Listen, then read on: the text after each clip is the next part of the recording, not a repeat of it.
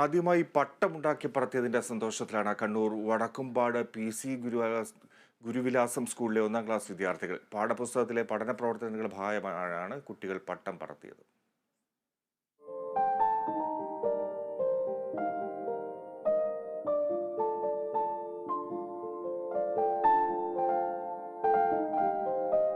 ഒന്നാം ക്ലാസ്സിലെ 32 വിദ്യാർത്ഥികളും വളരെ കൗതുകത്തോടുകൂടിയായിരുന്നു പട്ടമുണ്ടാക്കാൻ അധ്യാപകർക്കൊപ്പം കൂടിയത്. 1ാം തരത്തിലെ ആർപ്പോ മ്യൂറോം എന്ന പാഠഭാഗത്തിന്റെ ഭാഗമായാണ് കുട്ടികൾ പട്ടമുണ്ടാക്കി പറത്തിയത്.